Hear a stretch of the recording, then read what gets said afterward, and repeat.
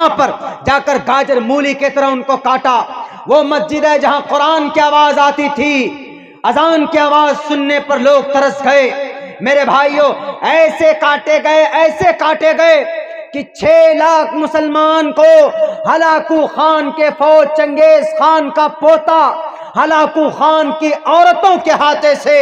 بخارا سمرقند کے مسلمانوں کے دلوں کے اندر ایسا رعب بٹھایا گیا اور ایسا ڈر بٹھایا گیا کہ حق بات بولنے کے لائق نہیں رہے تھے وہ، بلکہ وہ کمزور ہو گئے، بزدل بن گئے۔ وہاں کے مسلمانوں کو زندہ چوراہے پر کھڑا کیا جاتا تھا، ان کے جسم میں سوراخ کر کے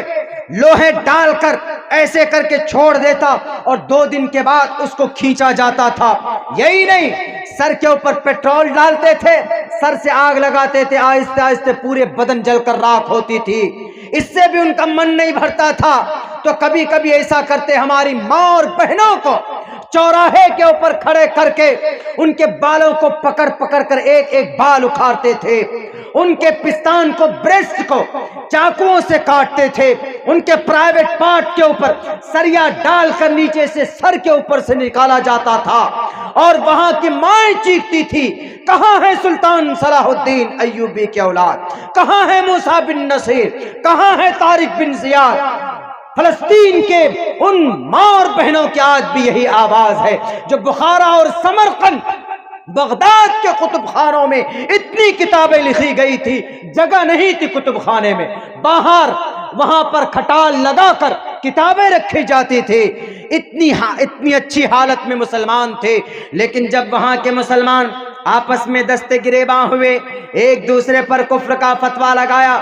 داڑھی کے اوپر، ٹوپی کے اوپر، طلاق کے اوپر، رفع دین کے اوپر، اذان کے اوپر، نماز کے اوپر، مسجد کے اوپر، نبی پر جھگڑا، عالم الغیب ہے کہ نہیں ہے، نور و بشر پر جھگڑا، مختار کل کے اوپر جھگڑا، حاضر و ناظر کے اوپر جھگڑا، کلمے کے اوپر جھگڑا، ایک آیت میں ایسے جھگڑے، قد جاءکم من اللہ نور، قرآن میں جب خود نور کہا، اس کے اوپر جھگڑا، ان غدار،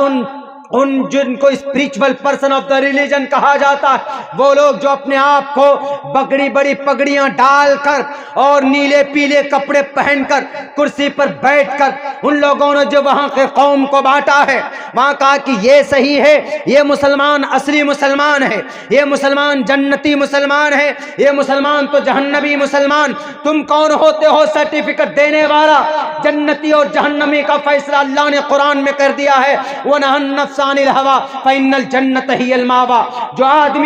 جو آدمی منہیات پر، قرآن و شریعت کے بتائے منع کی ہوئی چیزوں سے رک جائے، اللہ کے فرمان کے مطابق، نبی کی سنت کے مطابق زندگی گزارے گا، فَإِنَّ الْجَنَّةَ هِيَ الْمَأْوَىٰ، وہ جنت میں جائے گا۔ تم کون ہوتے ہو جی گستاخ رسول کا فتویٰ دیکھ کر مہر لگا کر جنتی اور کافر کہنے والوں؟ ارے اللہ کے نبی علیہ السلام نے بھی کسی کافر کو کافر نہیں کہا، ہم تو پھر بھی کلمہ پڑھنے والے ہیں، ہم تو پھر بھی اس دھرتی کے اوپر یہ قوم کلمہ پڑھتی ہے، چھوڑ دو ان کی حالت پر، ان کے اختلافی مسائل جو بھی ہو، لیکن جب وہاں کے مسلمان، بغداد اور سمرقند کے مسلمانوں کی یہ حالت ہو گئی تو ہلاکو خان کے فوجوں کے ذریعے سے صفحہ ہستی سے وہاں کے مسلمانوں کو گاجر مولی کی طرح کاٹ دیا جاتا ہے۔ وہ مسلمان قوم جو آگ کے سمندر میں کود جاتی تھی، 313 تھے جو طوفانوں سے مقابلہ کرتی تھی، جو ایک صحابی تھے جو بڑے بڑے بہادر بادشاہ کے دربار میں پہنچ کر ان کی تلوار جب نکلتی تھی، ٹیڑھی میڑھی تلوار، تو ان کے ڈھال کو چیر کر ان کے پہلوانوں کے جسم کے 2 ٹکڑے کرتی تھی۔ آج وہ قوم بخارا سمرقند میں لٹ رہی، کس وجہ سے؟ وہ مدد کہاں گئی جو جنگ بدر میں نازل ہوئی تھی؟ جنگ بدر میں نازل ہوئی تھی وہ مدد اتحاد کی بنیاد پر، خلوص کی بنیاد پر۔ اللہ کے نبی سجدے میں ہیں، دعائیں کر رہے ہیں، یہاں تو نہ کوئی دعا کرنے والا، نہ کوئی سجدے میں۔ ہم ایک دوسرے پر کفر کا فتویٰ لگائیں اور اللہ سے، آسمان سے ہم مدد کی امید کریں، اٹس امپاسبل۔ ید اللہ علی الجماعہ، اللہ کی مدد جماعت پر ہوتی ہے، مختلف تنظیموں اور گروہوں کے اوپر اللہ کی مدد نہیں ہوا کرتی۔ میرے بھائیو، یہ تاریخ ہے، یہ اتہاس اور یہ ہسٹری ہے آپ کے سامنے میں۔ چونکہ اتحاد ملت کے تعلق سے بات ہوئی ہے آپ کے سامنے میں، تو یہ ساری باتیں ہم نے اس لیے رکھی چونکہ آپ میں سے بھی آدھے آدمی ایک دم متحد ہو کر سوئے ہوئے، الحمدللہ، ایک کو دیکھ کر دوسرے کو مجبوری ہے، نیند آدمی کی ایک تقاضا ہے، اس کو زیادہ دیر تک نہیں کر سکتے۔ ہم بھی کبھی کبھی خود ڈرائیو کر کے گاڑی جاتے ہیں، گھر جاتے ہیں یا آتے ہیں، جاتے ہیں تو نیند آتی ہے تو گاڑی کھڑی کر کے روک کر آرام کرنا پڑتا، 10-15-20 آدھے گھنٹہ نیند لینا پڑتا، اس کے بعد جاتے، ورنہ پتہ چلا کہ گاڑی سڑک پہ چلنے کے بجائے کسی اور ٹرک کے نیچے جا کے گھس گیا۔ تو ضرورت ہے، ہمارے یہاں جلسوں کا ایسا رواج ہے الحمدللہ، آپ میں سے بہت سے لوگ تو ایسے بھی ہیں جو ایک دم بالکل مولانا عبداللہ کی باتیں سنی رہے ہیں۔ اتحاد ملت کے تعلق سے پروگرام کانفرنس ہے، اس تعلق سے ہم بات کر رہے ہیں آپ کے سامنے میں، یہ تاریخ ہم نے آپ کے سامنے رکھی ہے میرے بھائیوں، میرے ساتھیوں۔ یہ قوم واقعتاً اس لیے ذلیل ہے آج کی ڈیٹ میں، بڑی وجہ بہت سارے وجوہات ہیں، بیسک وجوہات میں سے ایک وجہ یہ بھی ہے کہ ہم لوگ اپنی شریعت سے دور ہو گئے، اپنے قرآن سے، اپنے احادیث، ہمارے نوجوانوں کو معلوم تک نہیں۔ آپ پوچھ لیجئے ہمارے جتنے بھی جوان ہیں، اگر میں سب کو کھڑا کروں گا، آئیے ہم سب ایک ٹیسٹ لیتے ہیں، ہمارے نوجوانوں کو آدھے وہ ہیں کہ جنہیں وضو میں کیا کیا ضروری ہے and they don't know completely، وضو میں کتنی چیزیں کیا کرنا چاہیے ہمیں، اور نماز پڑھنے کے لیے ہمیں کیا کیا کرنا چاہیے، and they don't know completely، وہ نہیں جانتے اس بات، اور دنیا کی بہت ساری چیزیں بھی بتا دیں گے وہ، ہمارے نوجوان اتنے ایکسپرٹ ہو گئے ہیں۔ حالانکہ آج کل کا نوجوان کن ذہن نہیں، پہلے کے جوان سے زیادہ ہیں، شارپ مائنڈیڈ، چھوٹا سا بچہ ہے، موبائل کے اندر میں فنکشن باپ سے زیادہ جانتا ہے۔ باپ کہتا ہے بیٹا ذرا یہ نمبر نکالو تو فلاں کا،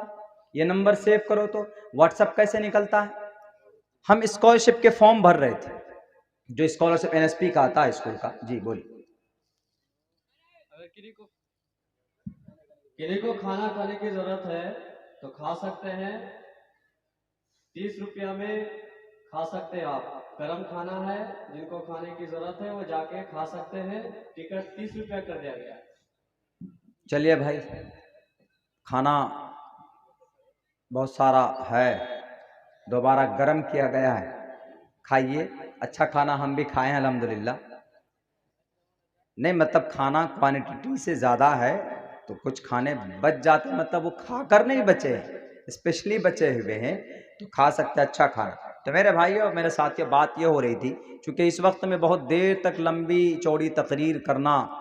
اور سننا بھی بہت مشکل ہوتا ہے۔ اپنے ایریا میں تو فجر تک کی بات ہوتی ہے، کچھ علاقوں کے اندر تو 11-11:30 بجے تک جلسہ ختم۔ اڑیسہ چلے جائیں آپ، ابھی گجرات کا دورہ، وہاں چلے جائیں، اتر پردیش کی طرف چلے جائیں، کئی جگہوں کے اوپر 12 بجے تک جلسہ ختم۔ ہم کو یہ اچھا لگا، 12 بجے تک آدمی تازہ ہوتا ہے، سننے والا بھی تازہ، سنانے والا بھی تازہ، ورنہ 12 بجے کے بعد آدمی کا 12 بج جاتا ہے، 12 بجے کے بعد آدمی کو نیند آنے لگتی، اونگ آنے لگتی۔ کبھی کبھی ایسا ہوتا مقرر بھی کیا بول رہے ہیں، کیا کچھ بول رہے ہیں، کون سا مضمون کدھر جا رہا ان کو بھی پتہ نہیں ہوتا، جب مقرر صاحب کو معلوم نہیں ہے، ایک دم گہری نیند سے اٹھا کر کے لا کے بٹھا دیں گے تو اس کے بعد دیکھیں گے کہ باپ رے، لیکن پھر بھی اللہ کی مدد سے وہ بول پڑتے ہیں۔ یہاں بیٹھنے کے بعد میں ہم لوگ کچھ نہیں بول پاتے اللہ کے فضل کے بغیر۔ تو میرے بھائیوں، میرے ساتھیوں، یہ بہت حساس موضوع، ایک عنوان، ہم لوگوں کو بھی یہ سا نظام بنانا چاہیے۔ میری رائے ہے کہ جلسے کو زیادہ کامیاب اگر کرنا ہے تو پوری رات مت کیجیے، زیادہ زیادہ 1 بجے تک کر کے چھٹی کیجیے، سب لوگ تازہ بھی ہوں گے۔ اور آج وہ زمانہ گیا، لوگ بولتے ہیں کہ نہیں مولانا، لوگ آتے تھے بستر بوری لے کر کے، ہمارے علاقے میں جائیے 3 دن کا ہوتا ہے، کہیں کہیں 4 دن کا ہوتا ہے، ہمارے یہ ارریا سے کشن گنج کی طرف چلے جائیے 4 دن کا جلسہ ہوتا، اور عصر بعد شروع ہو کر فجر تک، اور لوگ کمبل ٹفن لے کر آتے، کمبل بچھا دے، ٹفن دے دے، ایسا لگتا ہے جیسے 4 دن کا یہ اعتکاف کی نیت سے آ گئے پورے، اور وہیں پر سنیں جلسہ سنتے ہیں، جاتے ہیں، ایک شوق ہے۔ تو خیر، اب تو وہ زمانہ رہا نہیں بھائی، اب چونکہ فاسٹ فارورڈ زمانہ ہو گیا ہے، جب یہ کرکٹ میچ میں بھی مختصر ہو گیا، 50 اوور سے 20 اوور والا میچ ہو گیا، اب کچھ دن سے 20 سے 10 میں ہو جائے گا، ہر چیز فاسٹ. کوئی ویڈیو بھی ہمارے میڈیا والے ڈالتے ہیں 1 گھنٹے کا ڈالیے کوئی نہ دیکھے, 10 سے 15 منٹ کا کلپ شارٹ کلپ کر کے ڈالیے, 2 منٹ کا 3 منٹ کا ڈالیے تو جلدی اچھا سن لیتے ہیں کیا بول رہے ہیں حضرت, دیکھیے کیا بول رہے ہیں مولانا, دیکھیے ڈال دیتے ہیں. قرآن سے حدیث سے اتنی محبت تو ہے نہیں. سلمان خان اگر آدھا گھنٹہ بھی ڈانس کرے تو بہت ہنس ہنس کے دیکھیں گے, کدھر ٹائم نکل جاتا پتہ بھی نہیں چلے. مولانا عبداللہ سالم صاحب اور مقرر صاحب لوگ تقریر کریں گے تو ان کی تقریر ہمارے نوجوان سنتے ہیں, ادھر سے سنتے ادھر سے نکال دیتے ہیں. عمل کی نیت سے سنیں, عمل کی نیت سے سنیں گے تو اللہ تبارک و تعالیٰ آپ کو